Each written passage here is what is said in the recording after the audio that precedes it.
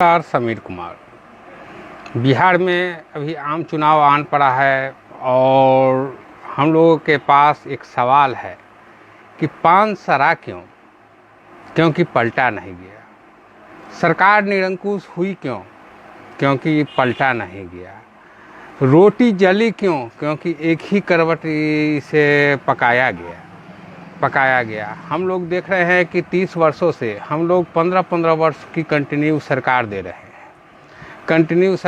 रहे हैं, फिर भी हम लोगों की जो समस्याएं हैं वो वहीं की वहीं रह जा रही है। ऐसा क्यों? बिहार में भारत एक कृषि प्रधान देश है और यहाँ पर ये रोजगार देने में एक नंबर पर आती है, फिर भी इसे उद्योगों वाली दर्जा नहीं दी गई है। और बिहार जैसे राज्य जहाँ पर कृषि ही एकमात्र रोजगार उत्पादन का पेशा है, फिर भी यहाँ के किसानों को दबाया जा रहा है। जैसा कि हम लोग देखते हैं कि पंजाब में, हरियाणा में वहाँ के किसानों को अनाज 100% अनाज जो है सरकार एक न्यूनतम समर्थन मूल्य निर्धारित करती है, MSP, और उस पर खरीदारी होती है। फिर भी हमारे बिहार में कागज़ पर 40% अनाज भी MSP दर पर नहीं खरीदारी होती है, और जो खरीदारी भी होती है उसमें किसानों को MSP का दर नहीं मिल पाता है।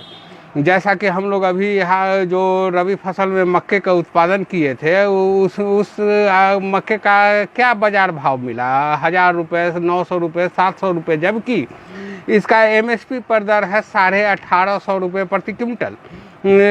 फिर क्यों नहीं मिल रही है ये दर? धान का वही हाल है कि धान का 1800-1900 रुपये MSP का दर है, और हमारे यहाँ का किसान का धान 1100-1200 रुपये में बिचौलियों के हाथों बेचना पड़ रहा है। ऐसा क्यों? क्योंकि हम लोगों का वोट डरा करके लिया जाता है कि फिर से जंगल राज आ जाएगा, फिर से वही सरकार आ जाएगी। इसलिए हम लोगों को किसानों के हक के लिए यहाँ पर क्या है कि किसान संगठित नहीं है, और किसान संगठित नहीं है जिसका ये लोग दुरुपयोग करते हैं।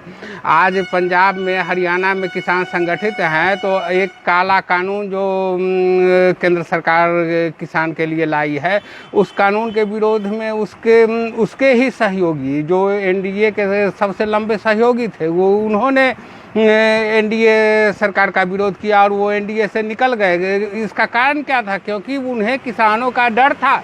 लेकिन आज हमारे बिहार में किसानों का डर सरकार को नहीं भर पाती है, जिसके कारण से किसान का शोषण हो रहा है, शोषण कर रहे हैं और झूठ मूठ के कहते हैं कि हम लोग केंद्र सरकार के द्वारा किसान सम्मान दिवा रहे हैं।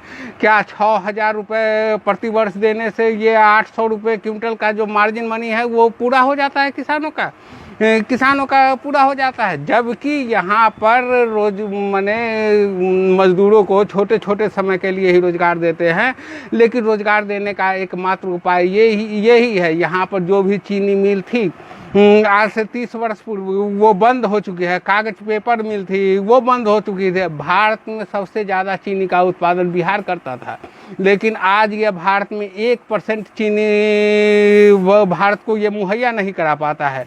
ऐसे में हम लोगों को किसान के आवाज़ को दबने नहीं देना चाहिए, और हम लोगों को एक आवाज़ उठानी चाहिए कि बोल रहा बिहार, बदलेगी सरकार।